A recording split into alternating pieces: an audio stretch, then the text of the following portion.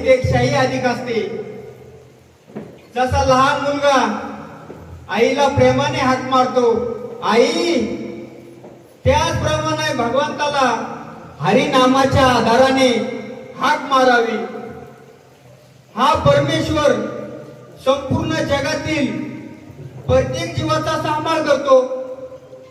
बरं, जो सर्व जीवांचा सांभाळ करतो तो तुझी काळजी घेईल ना.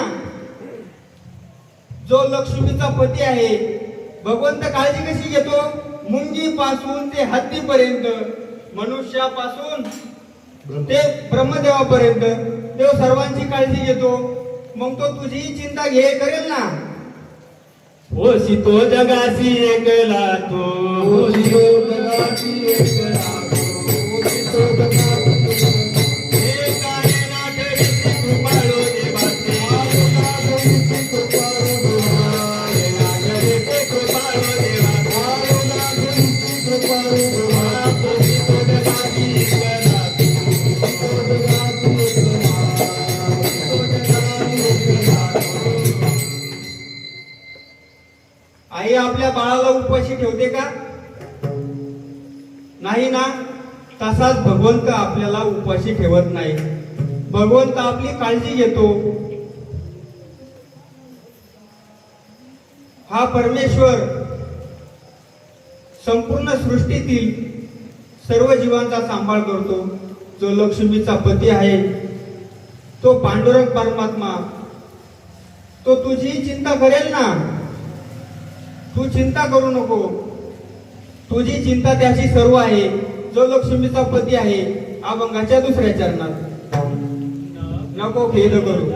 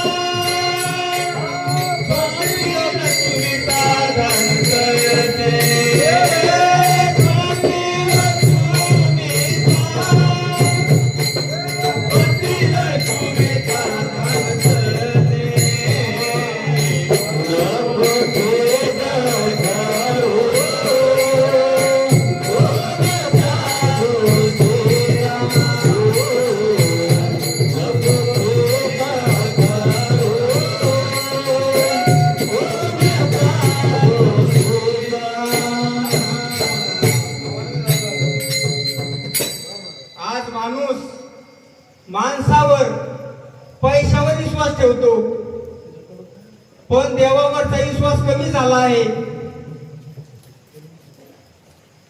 हरिनाम म्हणजे जीवनाचा विमा आहे, जीवनाची LIC आहे. ज्याच्या मुखी नाम आहे त्याचा योगक्षम देव चालवतो. एक पक्षी झाडावर घरटे करून राहत होता. विठाल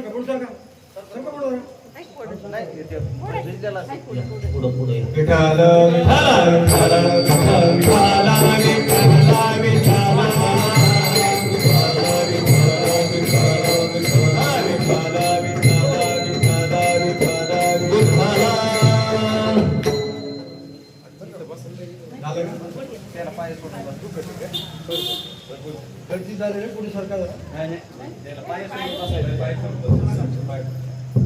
एक पक्षी झाडावर घरटे करून राहत होता. वादळ आले, पाऊस आला, पण तो पक्षी घाबरला नाही. कारण त्या पक्षाला माहित होते, ज्याने मला पंख दिले आहे ना, तो उडण्याची शक्तीही देईल ना. जो सर्व जीवांचा सांभाळ करतो, सकळ जीवाचा सांभाळ करतो, तो मला कसा विसरेल. अभंगाच्या 3ऱ्या चरणात करी तो सांभाळ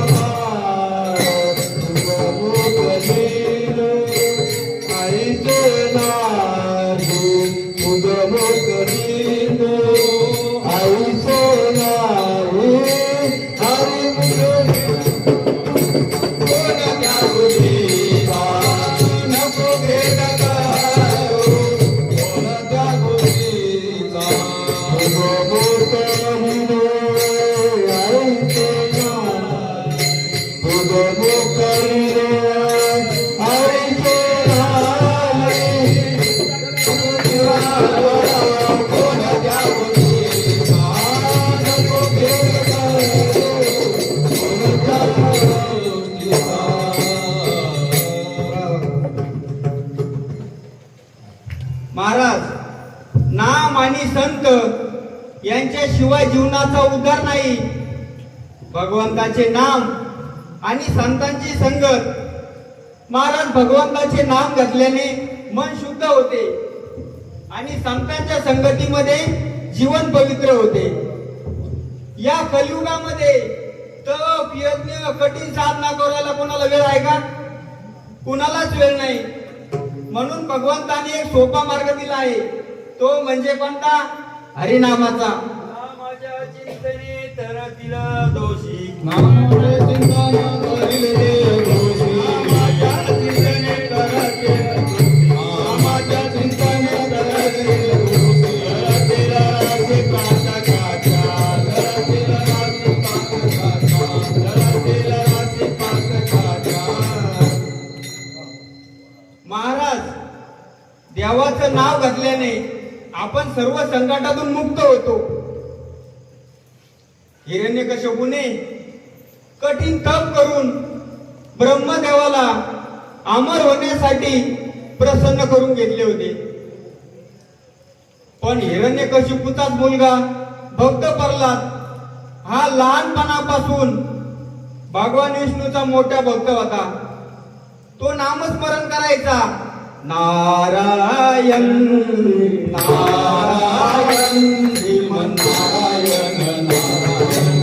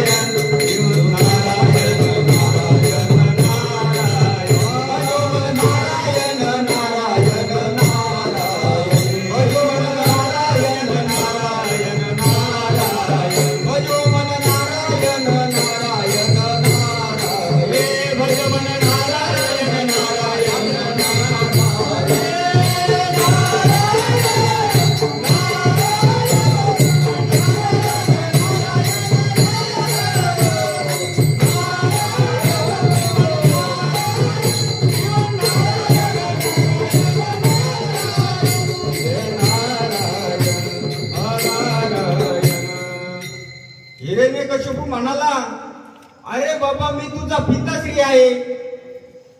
तू माझं नाव घे, मी तुझा देव आहे. पण प्रल्हाद म्हणाला, खरे देव तर श्रीहरी आहे. हिरण्यकश्यपूने रागाने विचारले, तुझा देव आहे तरी कोठे?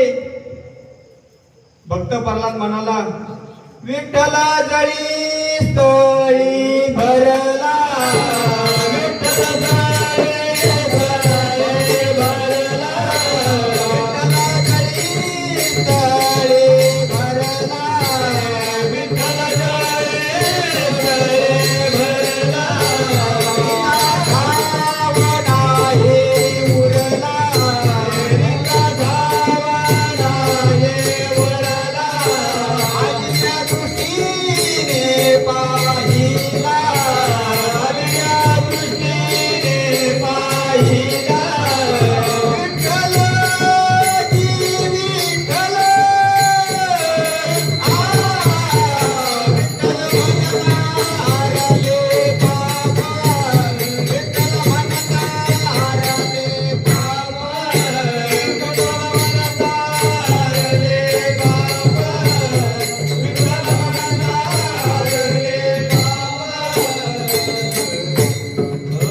विठ्ठल जळी तळी भरला, रीता ठाव नाही उरला, आजी म्या दृष्टीने पाहिला, विठ्ठलची विठ्ठल, विठ्ठल म्हणता हरले पाप, विठ्ठल म्हणता हरले पाप, विठ्ठल म्हणता हरले पाप, विठ्ठल म्हणता हरले पाप. हिरण्यकशिपू म्हणाला, अरे बाबा, तुझा देव नेमका आहे तरी कोठे? भक्त प्रल्हाद म्हणाला, देव सर्वत्रच आहे, या चराचरामध्ये देव आहे. मग हिरण्यकशिपूने विचारले, मग तुझा देव या खांबात आहे का? भक्त प्रल्हाद म्हणाला, हो, या खांबात पण आहे. दुर्जन तुला तमारे खांबावर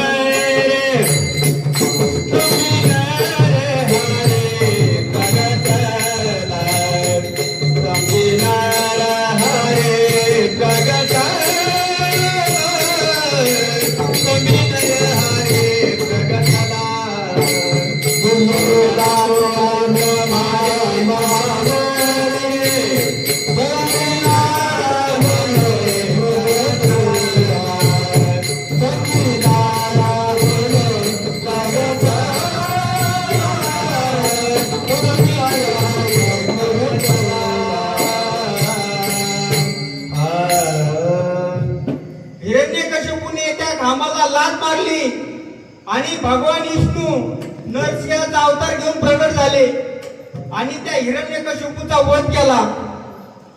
भक्तराची पायापाशी दुर्जनाची सोमारी, दुर्जनाची सोमारी, दुर्जनाची सोमारी, भक्तराची पायापाशी दुर्जनाची सोमारी, दुर्जनाची सोमारी. म्हणून माणसाने जशी परिस्थिती आली आहे त्या परिस्थितीमध्ये हरिनाम घ्यावे आणि आपल्या संचित कर्माचे कौतुक बघत राहावे. अभंगाच्या 14 चरणात जैसे स्थिती आहे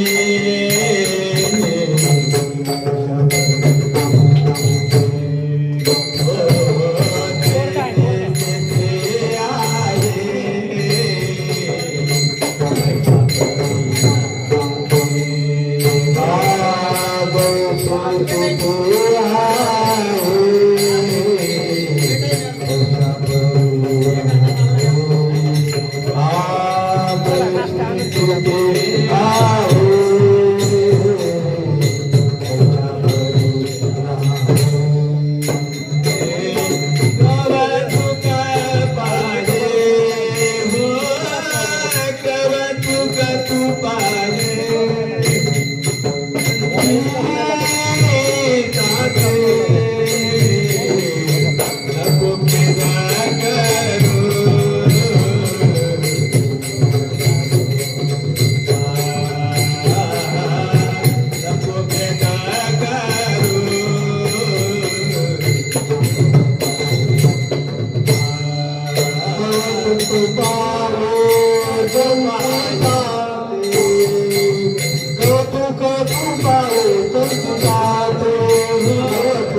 हो संतीताते कवच पुत्र पाय संतीताते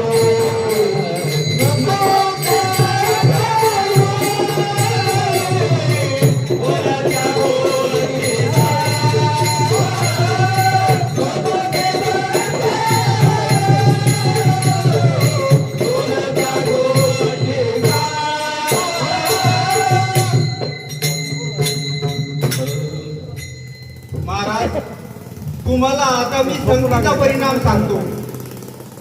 संगतीच्या परिणामामुळे काय बदल होतो ते. एका शेतकऱ्याकडे 2 पोपट होती. एक पोपट त्याने संतांच्या आश्रमामध्ये ठेवला आणि दुसरा पोपट एका शिकाऱ्याच्या घरी. काही महिन्यांनी शेतकरी त्या 2 पोपटांना पाहण्यासाठी गेला. शिकाऱ्याचा घरचा पोपट वरडला, पकडा, मारा, कापा. तिथून पळाला शेतकरी. आला आश्रमामध्ये. आश्रमामध्ये आल्याच्या नंतर आश्रमातला पोपट म्हणाला, रामकृष्ण हरी, या बसा, अतिथी देव भव. आता बघा तुम्ही महाराज, दोन्ही पोपट एकाच आई वडिलाची पिल्ले, एकाच जातीचे, पण संगतीमुळे त्यांचे बोलण्याची पद्धत आणि वागणे यामध्ये बदल झाला. मनुष्याचे पण तसेच आहे ना. जन्माने कोणी संत किंवा दृष्ट नसतोच. माणूस ज्या संगतीमध्ये राहतो तसे त्याचे विचार बनतात. महाराज, संतांच्या संगतीमुळे दया येते, क्षमा येते आणि वाईटाच्या संगतीत राहिल्याने अहंकार येतो, क्रोध येतो. म्हणून संतांनी नेहमी सांगितले आहे, संताचा महिमा तो बहु दुर्गमा, तो बहु दुर्गमा.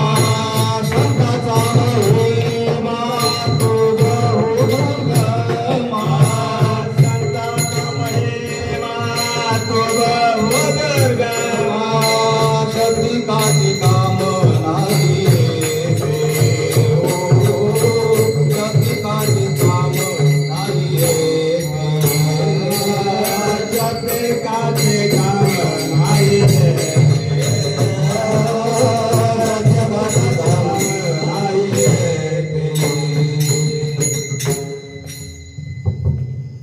महाराज, देवाचे नाव घेतल्याने पापी माणसाचा पण उद्धार होतो. पूर्वी एक जंगल होते आणि त्या जंगलामध्ये रत्नाकर नावाचा एक मोठा दरोडेखोर राहत होता. रस्त्याने जाणाऱ्या येणाऱ्या लोकांना तो लुटायचा, मारायचा आणि त्यांचं धन हिसकावून घ्यायचा. एक दिवस काय झाले, नारद मुनी त्या जंगलातून चालले होते. नारद मुनी जात असताना तो रत्नाकर नारद मुनीला आडवा झाला आणि म्हणाला, अरे साधू, तुझ्याकडे जे काय असेल ते मला दे, नाहीतर मी तुझा जीव घेईन. असं म्हणल्यावर नारद मुनींना प्रश्न पडला. पण नारद मुनी शांत होते. नारद मुनीने त्याला एक प्रश्न केला, अरे बाबा, तू माझा जीव घे, पण मला एक सांग, तू लोकांना लुटतो, मारतो, त्यांचं धन हिसकावून घेतो, हे तू कोणासाठी करतो? रत्नाकर म्हणाला, कोणासाठी करतो? मी माझ्या बायको आणि मुलासाठी करतो. मग नारद म्हणाले, तू एकदा तुझ्या बायकोला आणि मुलांना जाऊन विचार, तू जे हे पाप करतो, तुझ्या पापामध्ये ते वाटेकरी होतील का? रत्नाकर म्हणाला, ठीक आहे. रत्नाकर घरी गेला आणि त्याने आपल्या बायकोला विचारले, काय म्हणे बायको, मी जे लोकांना लुटतो, मारतो, त्यांचं धन हिसकावून घेतो, हे सर्व मी आपल्या संसारासाठीच करतो ना. आपल्या चांगल्यासाठीच करतो. मग मी हे पाप करतो, तू माझ्या पापामध्ये अर्धे वाटेकरी होशील का? बायको म्हणाली, घर चालवणे तुमचं कर्तव्य, तुझ्या पापामध्ये मी कशाला वाटेकरी हो? विठ्ठल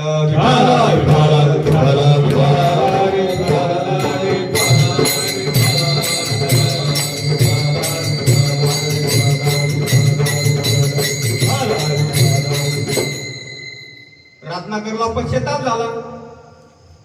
त्याला कळालं पाप करताना कोणी सोबत नसते, आणि तो पळत नारद मुनीकडे गेला आणि नारद मुनीला म्हणाला, देवा, इतक्या दिवस माझ्याकडून खूप मोठे पाप झाले आहे, माझ्याकडून खूप मोठा अनर्थ झाला आहे. मला असं करा, आता काहीतरी नाम जप द्या, त्या नाम जपाने माझा काहीतरी उद्धार तरी होईल. नारद मुनी म्हणले, राम राम म्हण. पण तो रत्नाकर इतका पापी होता, त्याला राम राम म्हणता येईना. तो मरा मरा म्हणू लागला. बरं नारद मुनी म्हणाले, मरा मरा म्हण. तुला मरा मरा मरा मरा राम राम मरा मरा म्हणता म्हणता राम राम येईलच. आणि तो रत्नाकर तपश्चर्या करू लागला. अशी कठोर तपश्चर्या करू लागला की त्याच्या अंगाभोवती वारुळ तयार झाले, आणि त्या वारुळाच्या नावाने त्याला नाव पडले वाल्मिक. पुढे चालून ह्याच वाल्मिक ऋषीने रामायण हा रामायण रामायण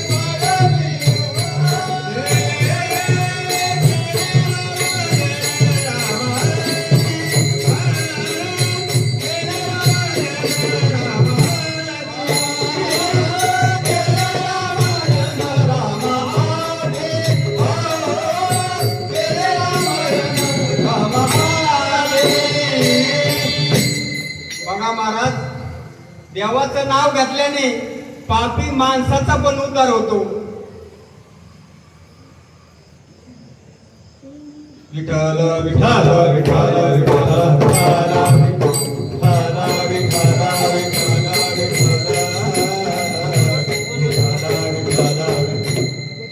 आता रत्नाकरच्या प्रारब्धामध्ये काय होतं?